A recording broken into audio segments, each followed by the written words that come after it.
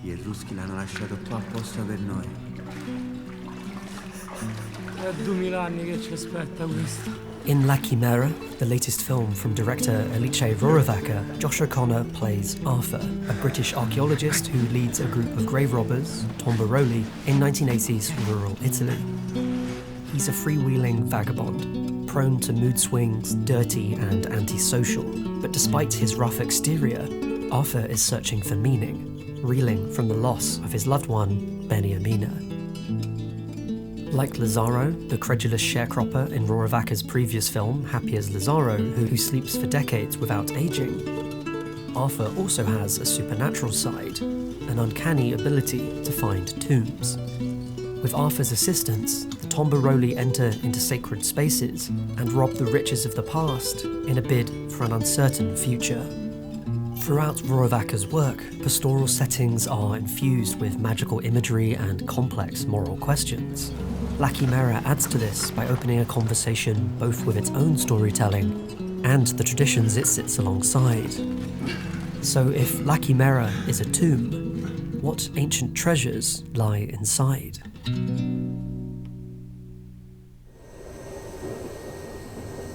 Arthur is an unlikely protagonist.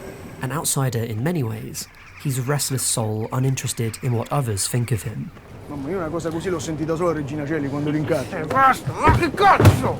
His main role in this gang of rabble-rousers is to aid them in finding graves. This practice is rife throughout the region, where ancient artefacts litter the landscape, hidden in relatively accessible tombs left over from the Etruscan period, a pre-Roman culture. Famous Etruscan grave goods include the Chimera of Arezzo, depicting the mythical beast constructed from multiple animal parts. These goods can be resold for incredible sums that dwarf the paltry wages and hard work otherwise available. Despite this, locals discourage the practice, holding the tombs and their objects as sacrosanct. Entering the graves is thus taboo, with superstitions abound around the spirits that still inhabit them. Even the more modern-minded locals think it's morally wrong to disturb the dead. Like the mythical Chimera, Arthur is a conflicted figure comprised of many parts. His motivation in helping the tombaroli is perhaps more noble than first appears. Io lo so che anche tu non riesci a riposare dal pensiero delle cose che ci stanno ancora là sotto. A genuine fascination with Etruscan people and their history motivates him to uncover their riches. And as the film unfolds, a discomfort with the monetary side of the tombaroli's work starts to surface. After all, these grave goods aren't just fancy pottery. They were intended for the Etruscans to take with them into the afterlife. Arthur and the tombaroli are taking the dreams of real people, no matter how historically distant, and reselling them for mercenary gain. It's no wonder that he continues to think of his lost love, Beniamina. Incredibly important to him even in the world beyond, her apparent moral value to Arthur only differs from the Etruscans by historical distance. Arthur may be a trained archaeologist, but his real contribution to the tombaroli is supernatural. Using a dowsing rod, he's able to seemingly divine the locations of tombs. This purportedly magical ability positions Arthur as a man with one foot in both worlds, another aspect of his chimeric nature. Able to navigate the divide between the living and the dead, he regularly descends into the underworld. Building on this theme, Arthur is often presented upside down, with the camera literally turning over to see him inverted. When Italia, who cares for Beniamina's mother, first visits Arthur's home, a dilapidated shack, she underlines this connection further. Mi sembra una persona piantata con la testa in giù. Non è strano. This image is carried over to the film's alternative poster, explicitly portraying Arthur as the hanged man of tarot cards. This figure implies a link between the physical and metaphysical, an upset to the natural order, and even the possibility of sacrifice for progress, all of which occurs in the film's plot. Arthur's presentation as a magical figure in this way ties back into the transgressive nature of grave robbing. After all, these are holy sites he's disturbing, with their own apparent supernatural power. Perhaps Arthur's bad luck is a sign of these curses' power over him. Receptive reactions to Arthur's gift and to supposed curses and spirits around the tombs show how commonplace magic is in the lives of locals.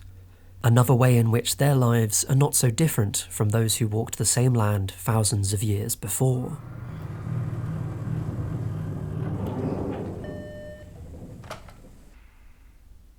If magic is a powerful set of rules hidden from the world, storytelling is how it exerts its power. Throughout Arthur's journey, the act of storytelling itself is central to the narrative, appearing over and over again in different forms, from Arthur's troubles with learning Italian to the Greek chorus comprised of Beniamina's sisters. Most notably, the Tombaroli are accompanied by a troubadour who narrativizes their work, singing about Arthur and his exploits. C'è uno straniero alto e affascinante, forse dell'Inghilterra o dell'Irlanda. These songs reinforce a narrative the Tombaroli weave around themselves. They're playful, telling jokes and flirting. They even dress up as tricksters for a village pageant. Indeed, their techniques for grave robbing include storytelling. They purposefully wind up a landowner with stories of curses, then feign illness and chase him off his land. As this shows, their trickster roles are a deliberate creation.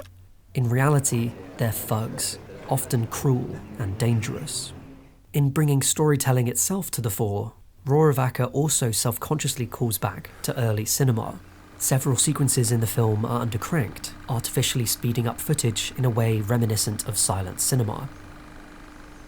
This reference carries over to Arthur's recurring visions of Beniamina, framed and shot on the softer 16mm film format with a narrower aspect ratio.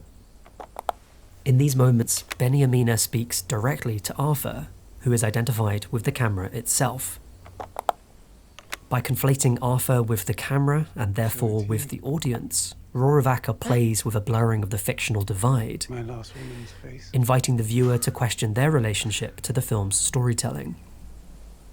And perhaps this is an insight into Rohrwacher's own Chimera, a tussle between desires to both embrace and interrogate the artistic and cultural history of Italy and cinema, brought to life in the text of the film itself.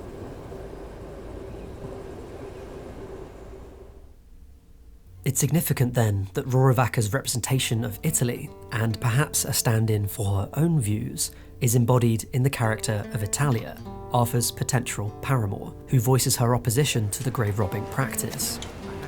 Là sotto ci sono cose che non sono fatte per gli occhi degli uomini, ma delle anime.